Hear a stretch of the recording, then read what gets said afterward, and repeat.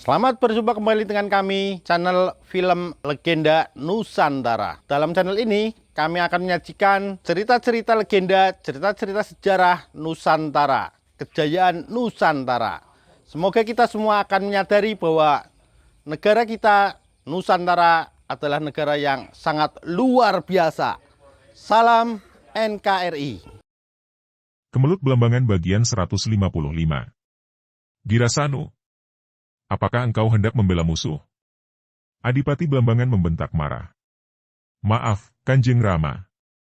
Tiba-tiba Raden Dirasani berkata, saya kira Adimas Dirasanu tidak keliru kalau membela Ratna Manohara. Kalau gadis itu dapat dibujuk membantu kita, bukankah hal itu menguntungkan? Sebagai kaula Belambangan, mungkin saja Ratna Manohara mau menyadari kesalahannya dan sekarang mau membantu Belambangan, seperti halnya Niken Darmini. Raden Dirasani membantu adik kembarnya. Kalau Niken Darmini lain lagi. Ia datang ke Belambangan bukan sebagai pengacau yang membuat keributan seperti Ratna Manohara. Sampai sekarang perguruan Dria Pawitra masih bersikap memusuhi kita, bagaimana mungkin kita dapat menerima putri ketuanya dengan baik? Bagaimanapun juga, saya akan menghalangi siapa saja yang hendak mengganggu Di Ajeng Ratna Manohara. Setelah berkata demikian, dengan muka merah Raden Dirasanu meninggalkan ruangan itu. Sang Adipati mengerutkan alisnya dan bertepuk tangan memanggil pengawal. Perwira pengawal pribadi muncul dan Sang Adipati berkata kepadanya, amati tawanan itu dan jaga jangan sampai ia lolos dari rumah tahanan. Perwira itu memberi hormat dan cepat keluar dari ruangan itu. Pangeran Dirasani juga keluar dari ruangan itu tanpa sepatah kata pun, dan dari sikapnya jelas bahwa dia merasa tidak puas dengan apa yang terjadi dengan adik kembarnya. Sementara itu, di rumah tahanan juga terjadi hal yang menarik. Sehabis makan, Ratna Manohara duduk di dalam kamar itu ditemani Nyai Semi yang melayaninya dengan sikap ramah dan hormat. Tiba. Lanjut ke jilid 24 tamat. Kemelut Belambangan, seri ke-05 serial Pecut Sakti Bajrakirana. Karya, Asmaraman S. Hopinghu. Jilid 24 tamat. Tiba terdengar langkah orang di pintu kamar Ahanan. Ratna Manohara menoleh dan matanya terbelalak keheranan melihat siapa yang memasuki kamar tahanan itu. Seorang gadis cantik berpakaian mewah dan siapa lagi kalau bukan Niken Darmini. Niken. Ratna Manohara bangkit dari kursinya. Niken Darmini memandang dan dari wajahnya Ratna Manohara dapat melihat bahwa Niken Darmini merasa tidak senang hatinya. Engkau keluarkah? Kata Niken Darmini kepada Nyai Semi. Pelayan wanita itu dengan hormat lalu bangkit dan berjalan membungkuk hormat, keluar dari amar tahanan itu. Agaknya ia taat sekali kepada Niken Darmini. Niken Darmini duduk berhadapan dengan Ratna Manohara. Duduklah. Niken Darmini dengan sikap kaku. Ratna Manohara segera duduk di depannya. Ratna, engkau yang sudah senang-senang berada di Parangsari bersama Bagus Sajiwo, mengapa tersesat keluyuran sampai di sini? Pertanyaan itu diucapkan dengan suara yang mengandung kemarahan, mengingat betapa sahabatnya itu telah menyakiti hatinya, merebut Bagus Sajiwo darinya, walaupun sekarang ia sudah mulai melupakan pemuda itu. Ratna Manohara menghela napas panjang lalu memandang wajah Niken Darmini dengan sinar mata tajam lalu berkata dengan suara mengandung penyesalan. Niken, aku tahu bahwa engkau marah dan kecewa kepadaku, menganggap aku seorang yang telah bertindak jahat dan curang, menganggap aku seorang gadis yang tidak tahu malu. Akan tetapi, Niken, semua anggapanmu itu keliru. Sejak semula aku sudah hendak memberitahu kepadamu, akan tetapi engkau keburu marah. Dan sekarang aku bahkan mendapat kenyataan bahwa kesemuanya itu telah diatur, dan yang mengaturnya adalah ayahku sendiri. Sungguh membuat aku merasa menyesal dan malu, Niken. Setelah berkata demikian, Ratna Manohara menggunakan punggung lengannya untuk mengusap beberapa butir air mata yang membasahi pipinya. Niken Darmini menatap wajah Ratna dan mengerutkan alisnya. Tentu saja ia tidak mengerti apa yang dimaksudkan Ratna dengan kata-katanya itu. Apa maksudmu, Ratna? Apa yang telah terjadi?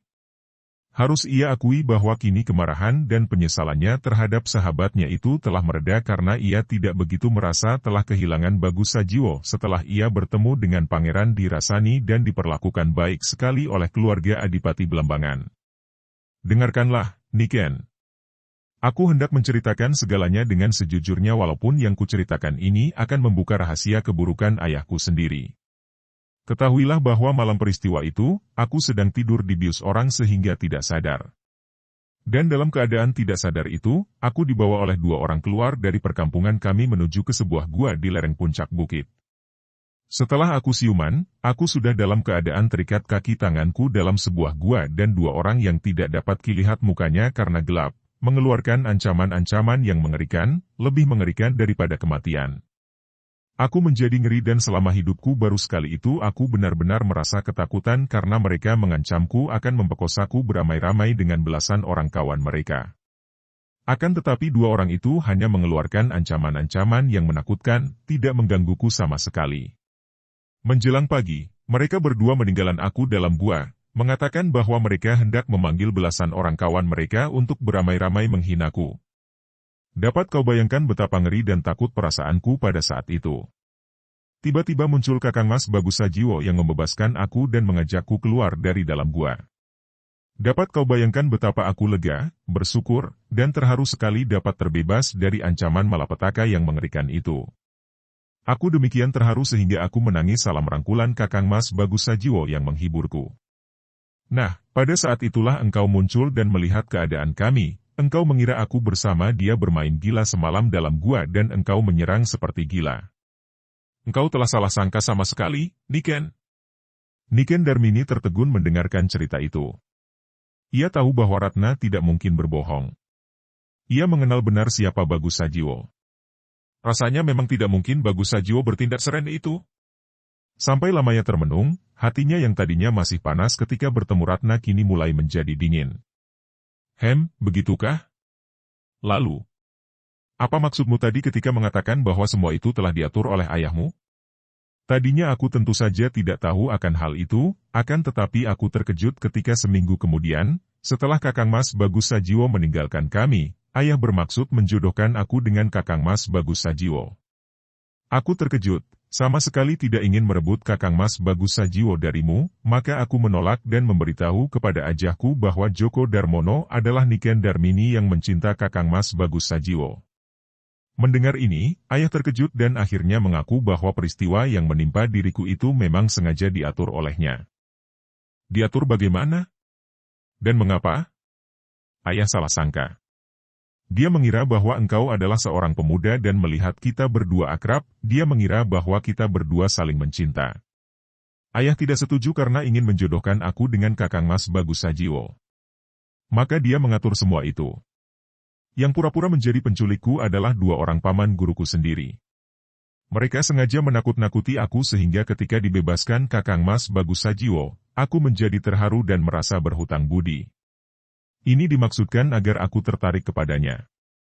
Kemudian dia mengatur agar engkau melihat aku bersama Kakang Mas Bagus Sajiwo sehingga engkau sebagai Djoko Darmono akan melihat bahwa aku saling mencinta dengan Kakang Mas Bagus Sajiwo sehingga engkau sebagai Djoko Darmono akan melihat bahwa aku saling mencinta dengan Kakang Mas Bagus Sajiwo. Semua siasat itu ditujukan untuk menjauhkan aku dari Djoko Darmono dan mendekatkan aku dengan Kakang Mas Bagus Sajiwo. Tiba-tiba Niken Darmini tertawa geli. Muncul lagi wataknya yang jenaka dan suka berkelakar. Ia melihat kelucuan dalam peristiwa itu, tentu saja karena merasa kehilangan Bagus Sajiwo telah terobati. Hehihihihi. Lucu sekali. Paman Sarwaguna menggunakan akal licik. Kalau aku masih menjadi Djoko Darmono aku tentu akan marah sekali kepadanya, dipisahkan dari gadis kekasihku. Maafkan ayahku, Niken. Dan kebetulan kita bertemu di sini, maka kesempatan ini akan kupergunakan untuk minta maaf kepadamu. Sungguh mati, aku tidak bermaksud merampas Kakang Mas Bagus Sajiwo darimu. Tidak ada masalah, Ratna. Setelah mendengarkan ceritamu tadi, aku sudah tidak marah lagi kepadamu. Malah aku yang minta maaf kepadamu, Ratna, karena aku ternyata salah sangka. Engkau seorang sahabat yang baik. Di luar rumah tahanan itu terdengar seruan petugas jaga. Siap, Raden Dirasanu datang. Beri hormat. Aku pergi dulu, Ratna. Kata Niken Darmini yang bergegas keluar. Terima kasih, Niken.